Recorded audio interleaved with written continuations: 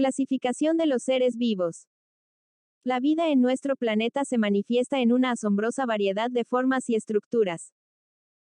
Esta diversidad es el resultado de distintos tipos de organización celular, así como de la especialización en tejidos, órganos y sistemas que presentan los seres vivos.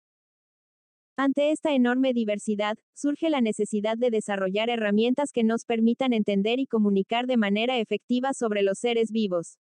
Aquí es donde aparecen dos conceptos clave. En primer lugar, se requiere un sistema de nomenclatura internacional, que nos permita identificar y referirnos a cada organismo de manera precisa.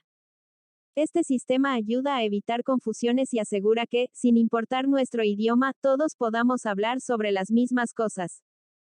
En segundo lugar, la clasificación se convierte en una herramienta esencial. Clasificar a los seres vivos según sus similitudes facilita enormemente el estudio de la vida en todas sus formas. Gracias a esta clasificación, podemos identificar patrones, comprender relaciones evolutivas y explorar las maravillas de la biodiversidad. Tanto la nomenclatura como la clasificación son las herramientas que nos permiten explorar y entender el fascinante mundo de la vida en la Tierra. Nomenclatura de los seres vivos.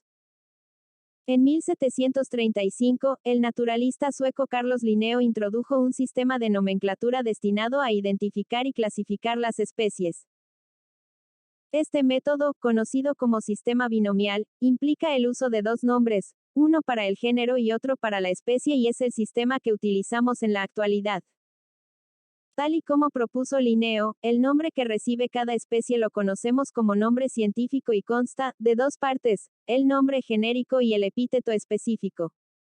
A los nombres científicos debemos escribirlos siempre en cursiva, solo cuando no sea posible usar la cursiva escribiremos con subrayado.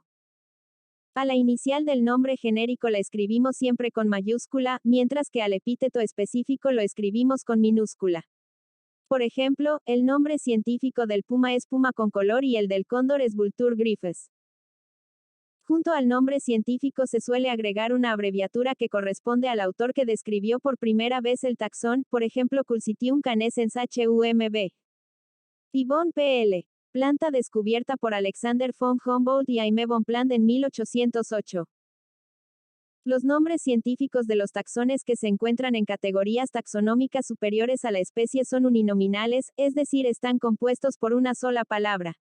No se suelen utilizar cursivas para familias ni rangos superiores. Al nombre genérico lo podemos utilizar por sí solo, esto cuando hacemos referencia al colectivo de especies que pertenecen al mismo género. Por ejemplo, tanto el caballo como la cebra pertenecen al género Icus. Sin embargo, el epíteto específico no puede ser utilizado sin el nombre genérico. De hecho, existen especies que tienen el mismo epíteto específico y no tienen ningún parentesco, como Atelopus ignescens, el jambato negro, anfibio emblemático de los Andes ecuatorianos, y Megachile ignescens, una abeja cortadora de hojas nativa de Australia. Al epíteto específico lo solemos utilizar para indicar alguna característica de la especie, en este caso, ignescens, que significa llamear, por el color rojo-naranja del abdomen. Otro ejemplo es el epíteto sativa, que se utiliza comúnmente en nombres científicos de plantas para indicar que la especie ha sido domesticada y se cultiva de forma regular, como la lechuga, Lactuca sativa, la alfalfa, Medicago sativa, o la avena, Avena sativa. La primera vez que escribimos el nombre científico de una especie, debemos escribirlo completo, pero si repetimos el nombre en el mismo contexto y no puede haber lugar a equivocación, podemos acortar el nombre indicando únicamente la inicial del nombre genérico.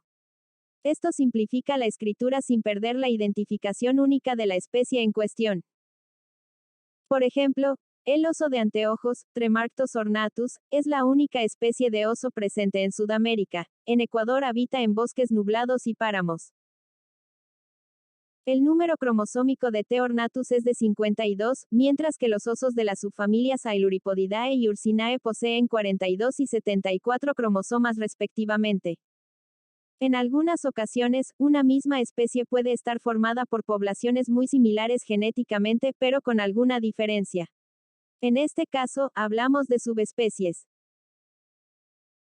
Por ejemplo, los frailejones, Speletia pycnophila que consta de 5 subespecies, de las cuales en Ecuador destacan Speletia pycnophila subespecie angelensis, presente en el páramo de El Ángel y Speletia pycnophila subespecie yanaganatensis del páramo de los Yanganates. La abreviatura SP significa especie, se utiliza cuando no estamos seguros de la especie concreta o cuando se habla en términos generales sobre el taxón. Por ejemplo, si se menciona Geranium sp, se está haciendo referencia a una especie no determinada del género Geranium. En tanto que la sigla SPP es plural, significa especies, y se utiliza cuando se hace referencia a varias especies del mismo género, por ejemplo, Bombus spp, se refiere a varias especies de abejorros del género Bombus. Las abreviaturas CF, compara con I, AFF, afín, se utilizan para indicar que la identificación de la especie no está completamente segura, pero hay similitudes o afinidades con la especie mencionada. Por ejemplo, Lobelia cf. Tenera se refiere a una planta del género Lobelia que se asemeja a la especie Tenera, pero con cierta duda sobre su identificación exacta. La abreviatura SP, NOV, del latín species nova, se utiliza para indicar que la especie es nueva y está siendo descrita por primera vez en la literatura científica. Por ejemplo, esta expresión se utiliza en el artículo donde se describe una nueva especie de anfibio, descubierta en 2024 en Ecuador, Raineya bella sp. NOV. El sistema binomial de nomenclatura científica permite, además de identificar a cada especie con un mismo nombre en todo el mundo, ayudar a la clasificación en distintos grupos o categorías conocidos como taxones. De esta forma, un grupo de individuos de géneros similares pueden agruparse dentro de la misma familia, e individuos de familias similares dentro del mismo orden. Siguiendo este patrón, se encuentran los taxones de clase, filo, reino y dominio. En la actualidad, los científicos emplean diversas técnicas y recursos en sus investigaciones, que van desde la inspección visual del material hasta el análisis del material genético. El objetivo es construir clasificaciones que reflejen fielmente los parentescos entre las especies y reproducir su evolución. Este proceso se conoce como estudio filogenético. Los dominios y reinos de los seres vivos. Según la clasificación más usada en la actualidad, el taxón más amplio es el de dominio. Tal como propuso Carl Woese a partir de la secuenciación de ARN, distinguimos 3 grandes dominios: bacteria, archaea y eucaria. Los 2 primeros corresponden a organismos procariotas y el último a eucariotas. La categorización taxonómica por reinos no se emplea en la clasificación de procariotas, archaea y bacteria, donde solo se utiliza la agrupación en dominios. En consecuencia, en la actualidad, el sistema de reinos se limita a los organismos eucariotas, divididos en 5 reinos animales: reino Animalia, plantas, reino Plantae, hongos, reino Fungi, protozoos, reino Protozoa y algas, reino Cromista.